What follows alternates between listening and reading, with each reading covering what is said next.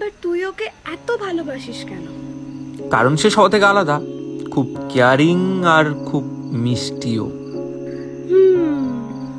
ভাবছি আজ প্রপোজ করেই দেব। এত তাড়া কিসের? সেটাই, সে হয়তো এখন আমাকে ভালোবাসেই নি। বিয়াস, তুই ইচ্ছা করে এগুলো করছিস না? কি? তুই পাগল নাকি?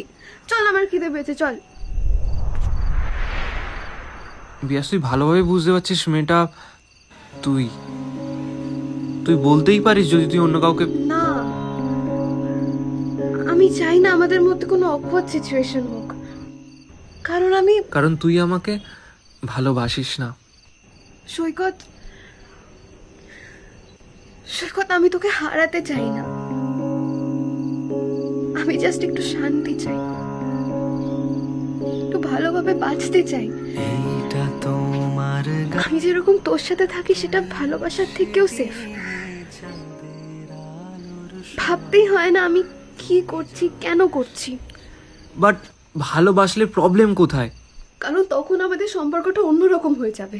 আমাদের মধ্যে একটা বাউন্ডারি ক্রিয়েট হবে, আর হয়তো সেই বাউন্ডারিতেই একদিন আমরা দুজনেই হারিয়ে যাব।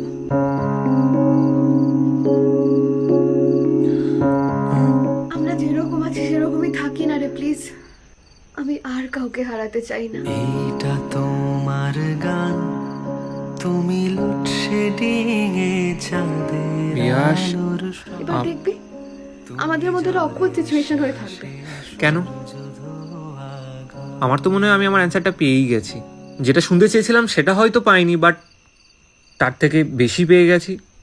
হ্যাঁ, যার লাইফে ভালোবাসার থেকে বন্ধুত্বটা বেশি দামি, সেই মানুষটার এত ভালো বন্ধু হয়ে থাকা আই থিঙ্ক ভাগ্যের ব্যাপার। তবে আমি ওয়েট করব, তোমার পিছু ছাড়বো না। দেখ তবে অন্য কাউকে বিয়ে করলে তখন এর বদলা নেব। সৈকত, তুইও না। যা, আমার খিদে পেয়েছে, আইসক্রিম নিয়ে আয়। কদিন আগে 2 সপ্তাহ জ্বর কাটিয়ে উঠলি, আইসক্রিম খাবে? এই ঠান্ডার সময় গরম গরম 2 কাপ চা আর তোর বক বক, ব্যাস।